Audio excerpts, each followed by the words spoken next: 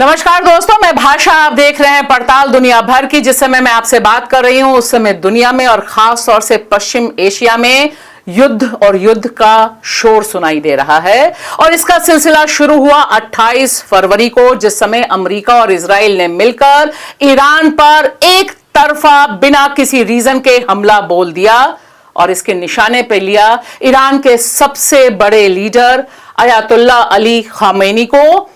साथ ही साथ उसने यह भी ऐलान कर दिया कि वहां पर वह तख्ता पलट करने के लिए इस युद्ध को शुरू कर रहे हैं। तब से लेकर अभी तक यह युद्ध तमाम देशों में फैल चुका है। ईरान ने तुरंत ही 1 घंटे के भीतर जो जवाबी कार्रवाई की उसमें निशाने पर लिया खाड़ी के तमाम देशों में जो अमेरिका के सैन्य अड्डे हैं उन पर निशाना साधा और इजराइल पर भी जवाबी कार्रवाई की। लेकिन सवाल बहुत बड़ा है कि जिस तरह से यह युद्ध लगातार फैल रहा है और अमेरिका और इजराइल लगातार बता रहे हैं कि लेबनान भी अब निशाने पर है, उससे एक बात साफ है कि यह युद्ध किसी खास मकसद से अमेरिका और इजराइल ने शुरू किया। इसके मकसद के बारे में हम बात करेंगे। हमारे साथ स्टूडियो में मौजूद हैं प्रबीर पुरकायस्थ। प्रबीर, आपका स्वागत है। हम लगातार ईरान पर चर्चा कर रहे थे। जो नज़ारे हैं, जो तस्वीरें हमारे सामने हैं, खामेनी की हत्या कर दी गई। सिर्फ खामेनी की हत्या के बाद जिस तरह से लोग मान रहे थे कि तख्ता पलट हो जाएगा, अलग अलग तस्वीरें हमारे सामने आईं। और साथ ही साथ वह भी खबर मैं जिक्र कर दूं कि जिस तरह से 180 बच्चियों के ऊपर उनके स्कूल पर हमला बोला, टारगेटेड मिसाइल इजराइल की जो गई, उसे लेकर भी बहुत कम चर्चा भारत के मीडिया और वेस्टर्न मीडिया में है। इसे बहुत नॉर्मल सा बताया जा रहा है, जबकि ट्रंप इस समय कह रहे हैं कि 3 अमेरिकी सैनिक जो मारे गए हैं उसका वह बदला लेंगे। क्यों किया आपके हिसाब से अमेरिका और इजराइल ने इस समय ईरान पर हमला? आपने जो प्रश्न किया, ये सिर्फ हम नहीं, अमेरिका की जनता भी कर रही है। ट्रंप ने तो कहा था कि जंग बंद करने के लिए वो प्रेसिडेंट बने हैं, तो और एक जंग उन्होंने छेड़ के दिया।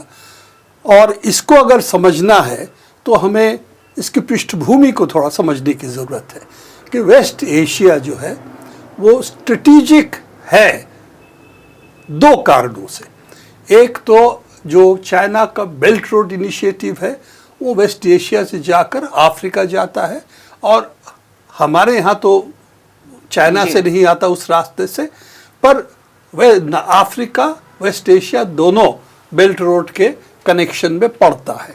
तो वहाँ अगर वेस्ट एशिया में ये तोड़ दे, अमरीकी लगा दे अपना हुकूमत जो चाहते हैं, तो वहाँ से बेल्ट रोड इनिशिएटिव शायद रुक जाएगा। दूसरी बात जो सभी जानते हैं, तेल का भंडार है वहाँ पर, और उस तेल पे कौन कब्जा करेगा, तब उसके वो एक क्या कहेंगे स्ट्रेटेजिक जो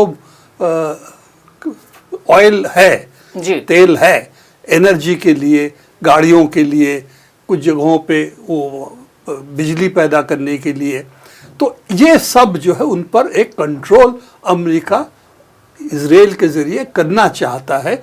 और जो ऐसे मुल्क है जो अमेरिका की दादागिरी नहीं मानते, उनके लिए दुश्मन है, क्योंकि इसके देखते हुए दूसरे मुल्क भी उसके साथ जा सकते हैं। तो ये जो भारत सब में इक्विलिब्रियम जो है वो उसको बरकरार रखना चाहते हैं अमेरिका के हक में, और इजराइल अपना उल्लू सीधा करना चाहता है कि अमेरिका के कंधे पे बंदूक रख के वो अपना दादागिरी पूरे वहाँ इलाके में करे।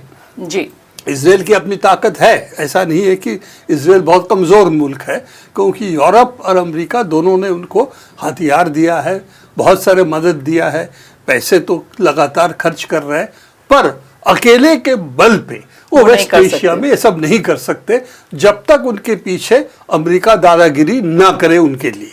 और ईरान आखिरी किला है इस पूरे इलाके में। मैं मानता हूँ किला एक जाता है तो दूसरा किला निकल के आता है। इतिहास का जो प्रवाह है ना, उसको इस तरह से अब रोक नहीं सकते। और अगर आप सोचें, एक छोटा सा जो देश है इजराइल, उसके ज़रिए पूरा वेस्ट एशिया जो बहुत बड़ा इलाका है उसको अब कंट्रोल कर लेंगे, वो मुमकिन नहीं है आज के तारीख पे। कॉलोनियल दिमाग जो है अभी भी वेस्टर्न यूरोप और अमेरिका का दिमाग में है कि हम फिर दुनिया को रिकॉलोनाइज कर सकते हैं शायद। जो अमेरिका कह रहा है ना कि वाइट यूरोपियन, वाइट अमेरिका दुनिया को कंट्रोल करेगा, हमने कंट्रोल पहले भी किया था फिर करेंगे। ये जो उनका एक क्या चिंतन कहे, इमेजिनेशन कहें जो है उनके दिमाग में, वो आज की तारीख में कामयाब नहीं हो सकता है। रूस है, चीन है, हिंदुस्तान भी है, हालांकि इंडिया जो किया है अभी इस जंग के एक दिन पहले वहां जाके गले में, और 24 घंटे हो गए खामेनी की हत्या पर एक शब्द नहीं प्रधानमंत्री ने अभी तक कहा है। हाँ, वो तो ठीक है, मान लेते हैं जंग की बात है, बाद में कहेंगे नहीं कहेंगे अलग बात है। पर सवाल ये है कि खोमेनी की हत्या की बात नहीं है। एक देश दूसरे मुल्क पर अटैक किया है जी, जिसमें कोई कारण नहीं है, ये कह के कि आप जो है समझौता हमसे नहीं कर रहे हैं और आपको न्यूक्लियर ऑप्शन हम नहीं लेने देंगे, और इसके साथ साथ ये कह रहे हैं मिसाइल भी आपको डिसमेंटल करना पड़ेगा। ईरान के साथ न्यूक्लियर समझौता पहले भी हो चुका था, उससे वॉकआउट किया था ट्रम्प साहब खुद ही अमेरिका ने किया था। हाँ, और उससे ही ये अड़चन पैदा हुआ कि ईरान ने कहा कि अगर आप ये कहेंगे कि आप इसको नहीं मानते तो उसका एनरिचमेंट का अधिकार हम बरकरार रखेंगे। तो IAEA के लोग जो जब तक थे, पता चल रहा था क्या कर रहे ईरान, उनको भी निकालना पड़ा क्योंकि वो जंग में आ गए पहले भी। तो ये सब देखते हुए ईरान के साथ जो बातचीत हो रही थी, इसमें वही बात बिंदु पे आया था कि जो पहले के वॉकआउट किए थे 2018 में ट्रम्प साहब ने, उसी चीज़ पर वापस आया कि हम एनरिच्ड यूरेनियम देश पे नहीं रखेंगे जी, एक प्योरिटी के ऊपर हम नहीं रखेंगे। तो ये बात पर लगता था कि काफी आगे बढ़ चुका। जो ओमान के विदेश मंत्री ने कहा भी अमेरिका के टीवी चैनल को इंटरव्यू, कहा कि हम शांति के बिल्कुल करीब हैं।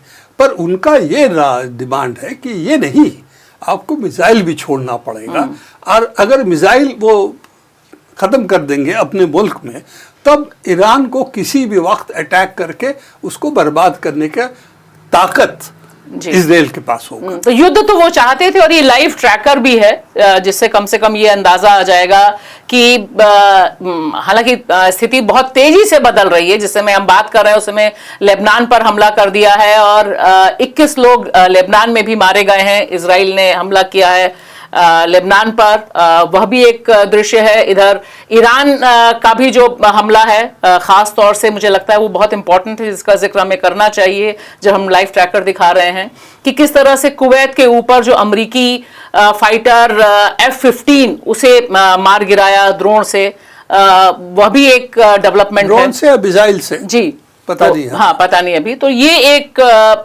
ट्रैकर है जिससे ये पता चलता है कि इजराइल 9 लोग मारे गए, इतने लोग घायल हैं 121, इराक में भी। और यहाँ पर प्रबीर बहुत जो परेशान करने वाली बात है, कोई भी ये खबर सामान्य तौर पे वेस्टर्न मीडिया नहीं बता रहा है कि ईरान जो हमला कर रहा है खाड़ी के देशों में, वो हमला अमेरिकी सैन्य बेस जो हैं उन पर हमला कर रहा है। ये तस्वीर इसीलिए है, एक तरफ तो ये जो हमला अमेरिका और इजराइल को हुआ ईरान पे, अब देख सकते हैं शहरों पे हुआ है, यहाँ दिख रहे हैं शहर में फैसिलिटीज तो है ईरान का, पर शहर पर हमला करना है कि उनका जो स्ट्रक्चर है देश का, सिविलियन स्ट्रक्चर है, उसको भी खत्म करना।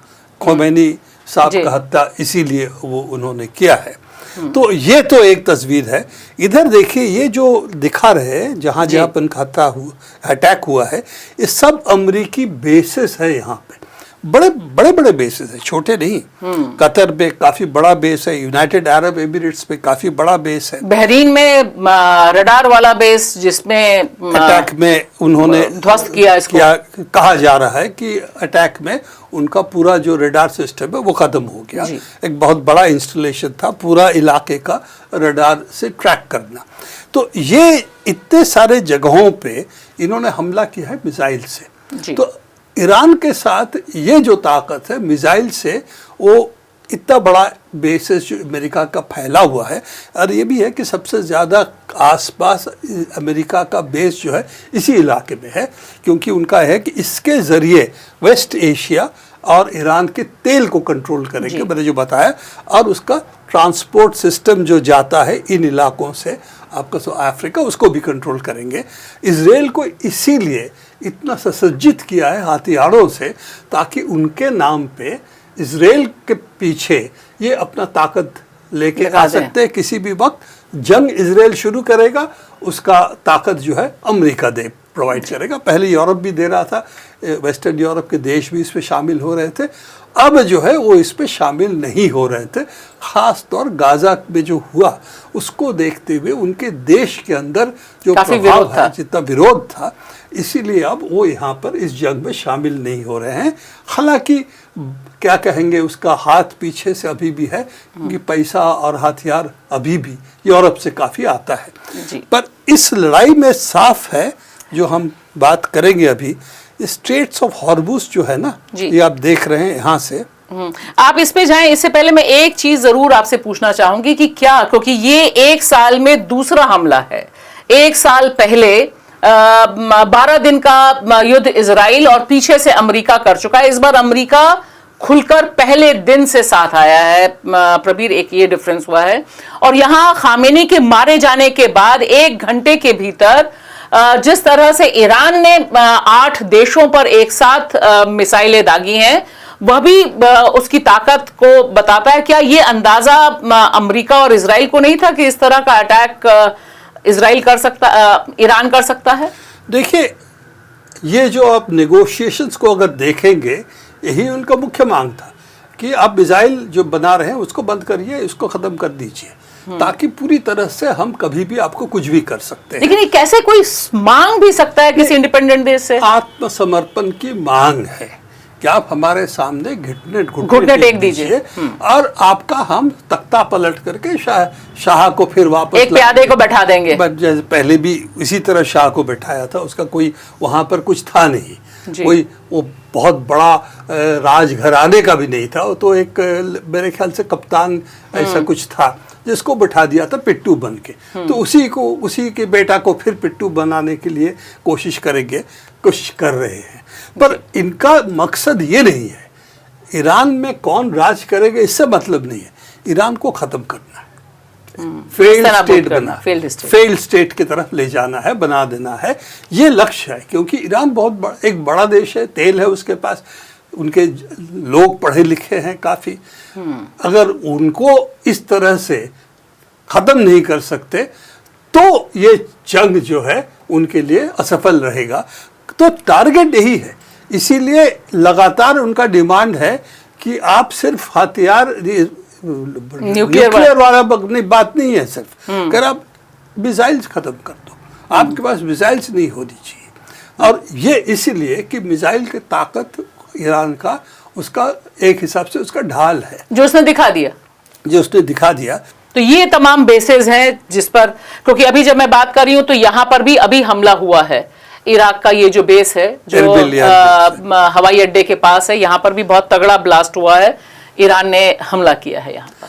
अच्छा, दूसरी और एक चीज़ इन सब चीज़ों में है कि यहाँ पर और भी ताकतें हैं, जैसे आपके कुर्द के इलाके हैं, इरबिल एयरबेस कुर्द इलाके में है, इस तरह के बेसेस भी उनके पास है जो अमेरिका के साथ देता है जी। तो ये इन सब चीज़ों को देखते हुए साफ है कि इसकी अहमियत है अमेरिका के लिए, और इसीलिए इतने सारे बेसेस उन्होंने बना रखे हैं ना, कि अमेरिका का बेसेस दुनिया में 700 करीब है, पर इस कंसंट्रेशन इस इलाके में जो है, इस इलाके का अहमियत तेल है इस वक्त, तेल और गैस, और इस पर अमेरिका आज की तारीख में बहुत बड़ा तेल बेचने वाला देश है।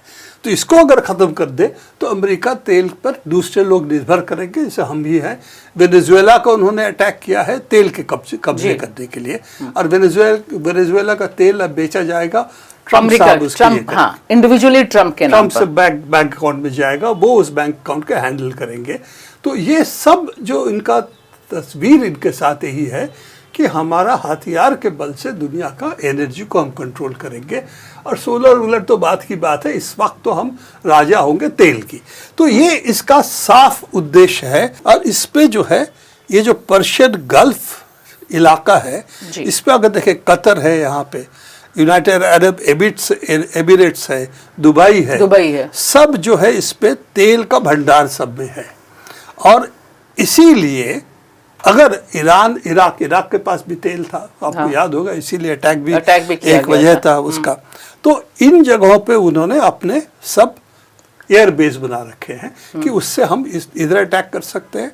और इजराइल को तो ये भी कहना है कि हम यहाँ से लेकर पूरा जॉर्डन नदी तक सिर्फ नहीं, हम तो जाएंगे पूरा इराक, ईरान, उस तरह के बॉर्डर क्रॉस करके हम पूरा अरब दुनिया को पूरा कब्जे में कर लेंगे। तो उनकी जो निशाना है, जो फ्रॉम यहाँ इधर इजिप्ट की वहाँ से नाइल नदी से लेकर यूफ्रेटिस तक, तो पूरी वेस्ट एशिया। पुरानी थ्योरी है उनकी कि ये सब हमारा होना चाहिए। कहते हैं वो हमारा बाइबल में लिखा हुआ, बाइबल तो जो इब्राहिमिक रिलीजन्स हैं, जो बाइबल्स ओल्ड टेस्टामेंट को मारते हैं, यहूदी हैं, क्रिश्चियंस हैं, मुसलमान भी, तीनों का ओरिजिन एक ही इलाके से है। सब इब्राहिम को मानते हैं।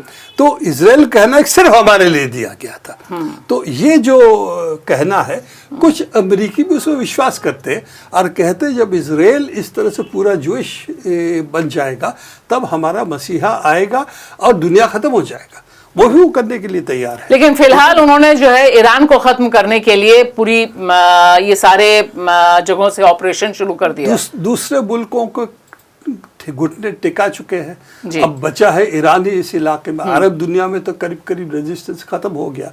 लेबनान में था हिजबुल्लाह का, लेबनान भी अटैक हुआ है। पहले लेबनान में उन्होंने काफी हमला किया था, तो इस बार फिर उन्होंने लेबनान पर हमला किया, आपने जो जिक्र किया अभी। और नेतन्याहू ने कहा है कि हम लेबनान को खत्म कर देंगे।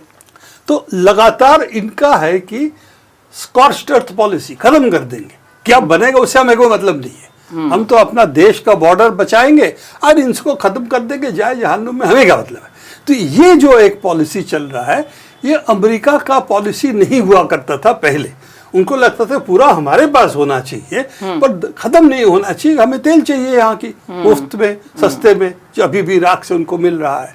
तो ये एक अलग थियोरी आई है, अब इजराइल की थियोरी कहेंगे।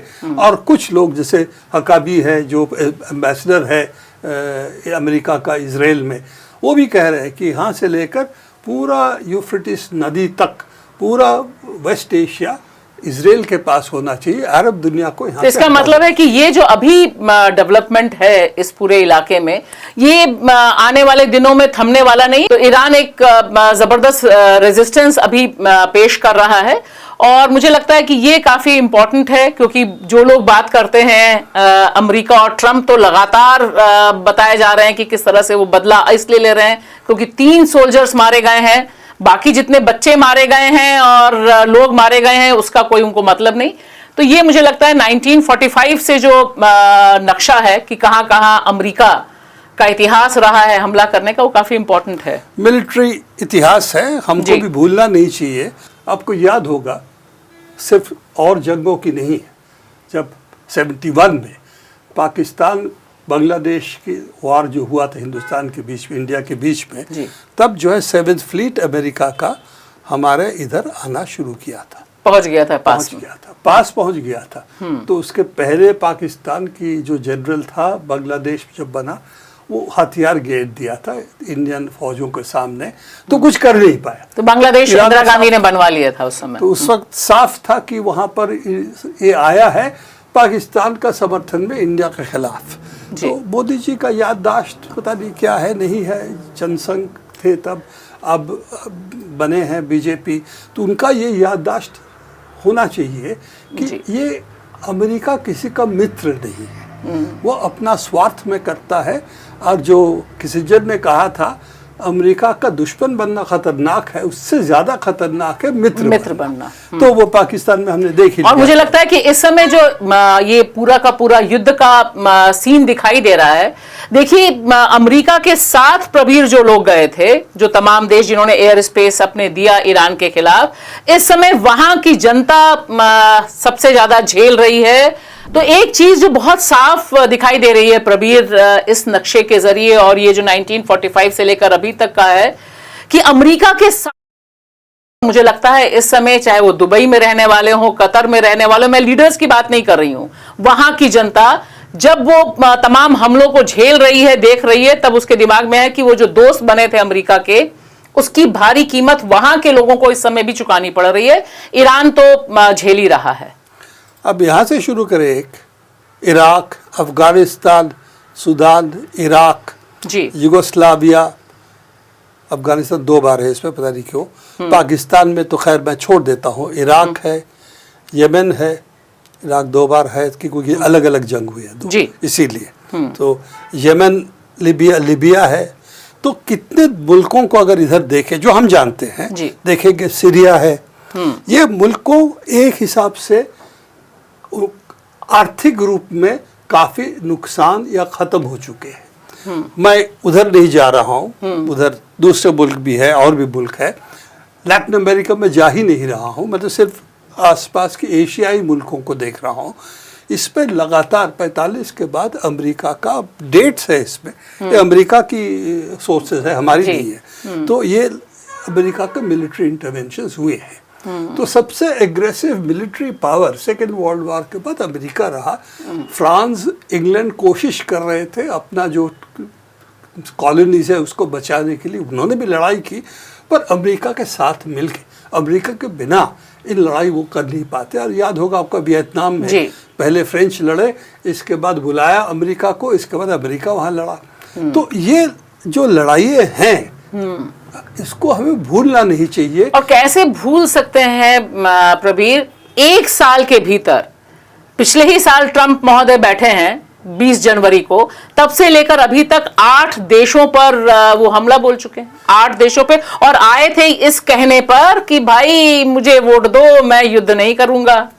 हाँ, वो कह रहे हैं हम युद्ध नहीं कर रहे, हम तो शॉर्ट एक अटैक कर रहे हैं, इसके बाद हम शांति कर देंगे। तो शांति क्या कहेंगे, आर्म्स और बॉम्बिंग के जरिए हम करेंगे। तो बोर्ड ऑफ पीस नहीं है, बोर्ड ऑफ वॉर ट्रंप के नेतृत्व में चल रहा है। इनका पीस जो है शमशान घाट की पीस है, ये इनका कहना है। और हम सफेद चमड़े के लोग जो है, नस्ल के लोग जो है, हम दुनिया पे फिर उसी तरह रूल करेंगे जो 45 के पहले करते आए थे, जो जिसका टूटा 47 इंडिया और इसके बाद 1950 चाइना और दूसरे मुल्क के इसके बाद एक के बाद एक आज़ादी लिए लड़ के लिए बहुत सारे। तो और उसका जो है फिर वो सोचते हैं कि हम उस कॉलोनियल दुनिया में वापस जा सकते हैं, पर हम उन देशों को हम कंट्रोल नहीं करेंगे इस तरह से जो पैसे पहले करते थे। हम बोलेंगे बमबारी करेंगे, कितना दोगे, तेल खरीदो हमारे से, कितना दोगे। तो लेन देन बंदूक के जरिए करेंगे। तो इस दिशा में पूरी की पूरी उस दिशा में चल रहा है, क्योंकि अमेरिका का कहना है मेरा डिफेंस बजट किस अगला और 8 देशों के बराबर है। दुनिया में हम कमजोर हो गए, हमारा उत्पादन करने की क्षमता नहीं है, पर जंग की क्षमता, बट हमला करने का है हमारे पास। प्रवीर, अंत में मैं आपसे जानना चाहूंगी कि इस समय जब हम बात कर रहे हैं, यह पूरा युद्ध या यूं कहिए कि हमले का जवाबी हमला फैलता जा रहा है, आपको क्या लगता है कि ईरान जो रेजिस्टेंस दिखा रहा है, उसकी जिंदगी की बात है, कितने समय तक टिक पाएगा? क्योंकि हमारे पास ट्रंप महोदय हैं जो कह रहे हैं कि हम तो 3 सैनिकों का बदला लेकर रहेंगे। देखिए, बदला तो वो लेते रहेंगे, इतिहास का बदला भी वो लेंगे, वो सब अलग बात है। सवाल है जंग का नतीजा क्या होगा, वो बहुत हद तक डिपेंड करता है ट्रंप का इतिहास जो है अमेरिका में क्या होगा। खुद अमेरिकी लोग अगर, जैसे अभी इलेक्शंस होने वाले हैं वहाँ पे, मिड टर्म जो उनकी होती रहती है, तो उसमें हालत अगर बुरा हुआ तो ट्रंप के पीछे जो ताकत है वो भी कमज़ोर होगा। ट्रंप का पीछे एक ताकत जंग के वक्त तो खैर हमेशा खड़ा होता है, पर इस बार ये जंग पॉपुलर नहीं है, वहाँ पर लगता नहीं कि आम जनता इसमें बहुत दिलचस्पी, सब कह रहे हैं कि बिना मतलब घसीट दिया इजराइल ने। तो इसका जो इजराइल की प्रति जो पहले के रवैया था वो धीरे धीरे अप्रिय होते जा रहा है अमेरिका में, क्योंकि लोग कहते हैं कि उनके लिए हम जंग कर रहे हैं, जान तो जा रही है हमारी लोगों की भी। तो उनका बजट एक बहुत बड़ा हिस्सा आर्म्स बजट है, उसका आर्म्स बजट मैंने जो कहा कि 9 देशों का बराबर है जी। तो ये सब देखते हुए ये पॉपुलर वॉर मुझे नहीं लगता हो सकता बहुत दिन के लिए। वियतनाम वॉर कुछ दिन तो चला था, उसमें लोगों की समर्थन थी, बाद में घटा। मुझे लगता है ये जंग जो है बहुत पॉपुलर नहीं है, इसीलिए ट्रंप को जल्दी विजय घोषणा करना पड़ेगा कुछ बड़े पैमाने कुछ करने के पहले, और अपने ट्रूप्स को वहाँ पर ईरान में वो भेजेंगे नहीं। उनका होगा हथियार से बमबारी करे, मिसाइल से बमबारी करे, हवाई जहाज से बमबारी करे, पर इसके बाद कहेंगे हम जीत गए और समझौता भी करेंगे, ईरान को हथियार टेकनी पड़ेगी। और वही सब अभी से बोलना शुरू भी कर दिया। उन्होंने कहा कि ईरान में जो नए लोग आए हैं वो हमसे वार्ता करने को तैयार हैं। उधर ईरान के तमाम नेताओं ने कहा कि हम एक शब्द वार्ता ट्रंप से नहीं कर रहे हैं, किसी भी तरह के टॉक्स आर क्लोज्ड। ओमान का जो बीच बिचाव कर रहे थे उनका था कि इतना नज़दीक पहुंच गया था, आपने जिक्र किया कि समझौता एकदम सामने था, तो उसको ठुकरा के जंग शुरू किए हैं। वही समझौता के अलावा और कोई समझौता हो नहीं सकता कि अगर वो कहें कि मिसाइल्स हम छोड़ देंगे तो वो तो ईरान के अस्तित्व के सवाल है, तो कहेंगे ठीक है लड़ाई जारी रखेंगे। तो ईरान के जनता, ख़ास तौर की खोमेनी साहब की हत्या के बाद उनका एक जोश तो आया है कि इस तरह से इजराइल को हम जीतने नहीं देंगे, लग रहा है।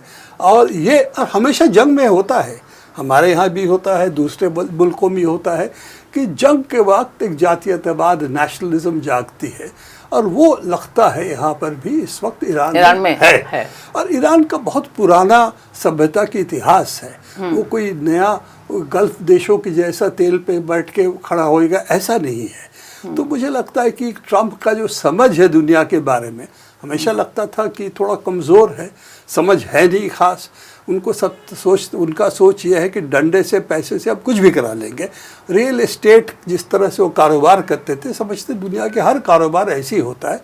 मुझे लगता है यहाँ पर बहुत बड़ा झटका लगने वाला है कि ईरान इतना आसानी से बस में नहीं आएगा। और तब मिड टर्म इलेक्शन जो होगा, कांग्रेस में होता है, सेनेट में होता है, उसका सीट अगर जाता है तो ट्रंप एक तरह से लेम डक प्रेसिडेंट बन जाएंगे।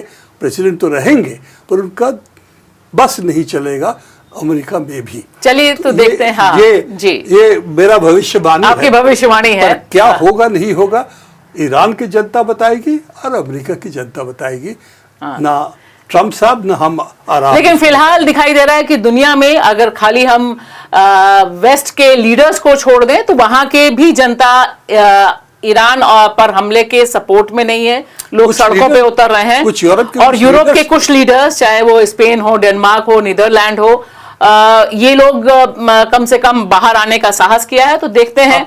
अलग कर लिया। हाँ, उन्होंने अलग कर लिया अमेरिका से। तो देखना बहुत कष्टदायक है कि इस तरह से युद्ध थोपा गया ईरान पर, लेकिन हम नजर बनाए रखेंगे न्यूज़ क्लिक पर। बहुत बहुत शुक्रिया।